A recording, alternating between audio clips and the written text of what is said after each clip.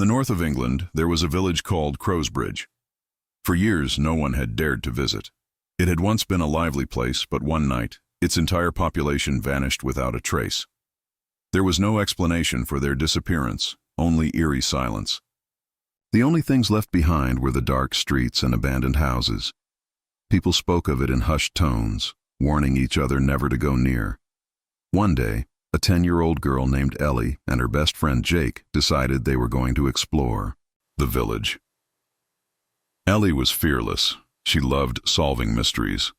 Jake, on the other hand, was a bit more cautious, but he always followed Ellie's lead. The two of them were curious about what really happened in Crowsbridge. The rumors of a curse didn't scare them. They were brave children, after all. On an afternoon, as the sun began to set, they made their way to the village. The wind howled eerily as they entered the silent streets. The only sound was the occasional caw of a raven. Everything seemed abandoned, but Ellie was excited. She wasn't scared at all.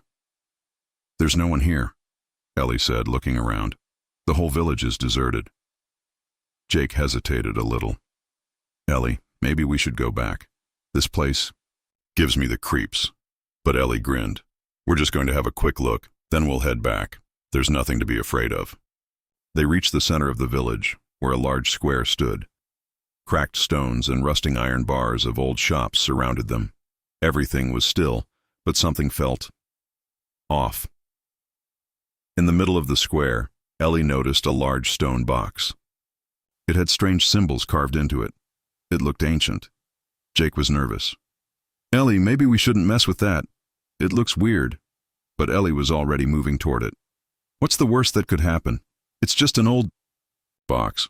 The two of them carefully pried open the stone box. Inside, there was an old book. It wasn't like any book they'd ever seen.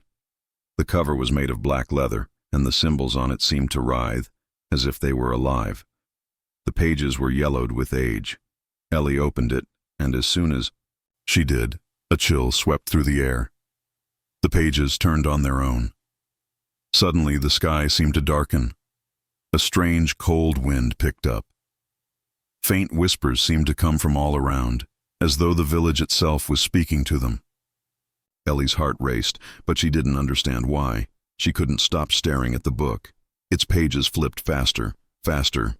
"Ellie, close it! We need to go!" Jake shouted, panic rising in his voice. But Ellie didn't hear him.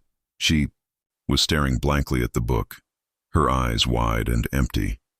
The pages turned of their own accord, faster and faster. Ellie seemed hypnotized by it, completely drawn in. Jake grabbed her arm, trying to pull her away. But the moment his fingers touched something strange happened. The air around them thickened. The shadows deepened. From the corners of the village, dark figures began to emerge, crawling slowly toward them.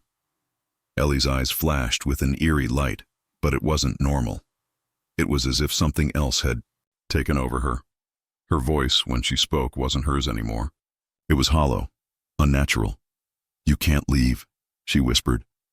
Jake took a step back, his heart pounding in his chest. "Ellie, please, this isn't you." But Ellie moved closer, her movements jerky and unnatural, as though she wasn't in control. The shadows around them crept forward, gathering into a dark mass, closing in on them. Jake turned to run, but the shadows seemed to chase him, following him with an unnatural speed. The ground beneath their feet began to tremble as if the entire village was alive and angry. Every building, every street, every corner seemed to shift, warping into something darker, more twisted. Ellie, now completely consumed by the darkness, stood motionless. Her form was barely visible in the thick shadows, but her eyes, those glowing eyes, pierced through the dark. She whispered once more, but this time the words were clear, like a chilling promise. "You'll never leave.